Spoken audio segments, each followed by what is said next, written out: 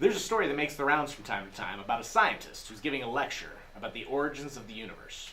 And he explains things like the Big Bang Theory and how that led to the world and evolution, and he basically gives a pretty unified explanation of how we get to the world as it currently is. At the end of the lecture, an old woman raises her hand and says, "Well, that's just fine, Mr. Scientist.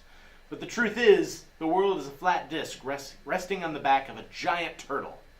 The scientist is amused and simply questions, "Well, if that's so, what is the turtle standing on?" And the woman calmly replies, "On top of the shell of another giant turtle." The scientist, starting to get frustrated, announces, "What is that turtle standing on?" thinking that he's going to catch her in a lie. And the lady responds very matter-of-factly, "Sir, you don't understand. It's turtles all the way down." On this week's entertainment review, we're reviewing John Green's book, Turtles All the Way Down.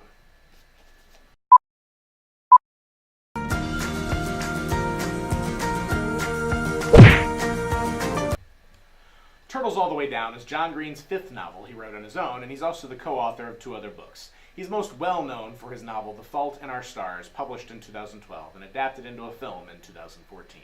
This book, Turtles, is about a 16-year-old girl named Asa Holmes, who struggles with severe obsessive-compulsive disorder, mostly surrounding a debilitating belief that she'll contract a specific bacterial infection that can potentially be fatal. In the book, Asa, with the guidance of her best friend Daisy, gets embroiled in the search for a billionaire, Russell Pickett, who has gone missing in the midst of a large fraud investigation. Asa was previously friends with the billionaire's son, Davis, and they originally used this connection to try to search for Russell in order to claim the $100,000 reward for information that leads to his whereabouts. Turtles starts with this premise, but quickly moves on towards other issues quickly. The book quickly becomes much more about several themes, including dealing with the loss of parents, as both Davis and Asa have suffered the death of one parent, and now Davis is suffering with a different type of loss, with his father having disappeared. It also does a great job of putting into words the experiences of a person with severe OCD, a condition the author John Green is on record as having battled himself. It's also about those people around a person with mental illness, how they're affected, as we see how characters like Daisy, Davis, and Asa's mother are all affected by her illness.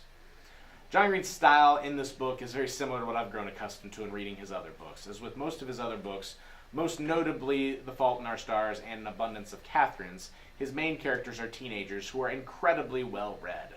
For instance, in this book, the character Davis has a blog that he keeps where he starts every entry with quotes from famous authors like William Shakespeare and Robert Frost. And Asa, the main character, is well read enough or does enough research to realize that every blog entry that is about her starts with a quote from Shakespeare's play The Tempest, which even as an English teacher who's read The Tempest, I'm not sure I could make that connection without Google.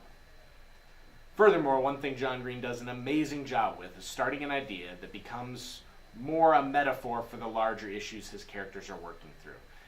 Everything from the Turtles All the Way Down story to the existence of a lizard-like creature called a tuatara, to a massive bacteria all people have called the human microbiome, are all very effectively used as metaphors for the experiences Asa and the other characters are going through. For instance, to give one example, at one point Asa researches that when you kiss someone else, it actually can alter your own microbiome by introducing small amounts of the bacteria from the other person into your own system.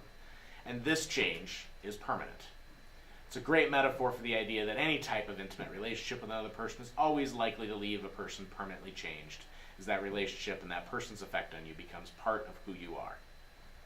Ultimately, I found the beginning of the book of Turtles All the Way Down to be slightly slower in grabbing my attention than many of Green's other books, including The Fault in Our Stars and my personal favorite, Looking for Alaska. But as the book became less about Daisy and Asa chasing the billionaire and more about the relationships between characters and the effects of the mental illness, I was hooked and flew through the rest of this book very quickly. I would personally rank this book as my third favorite book behind Looking for Alaska, third favorite John Green book, that is, behind Looking for Alaska and The Fault in Our Stars, but ahead of Paper Towns and An Abundance of Catherines. Go check it out. It's definitely a good read. Once again, I'm Mr. Talken, and this has been my review of John Green's Turtles All the Way Down. Thanks for watching.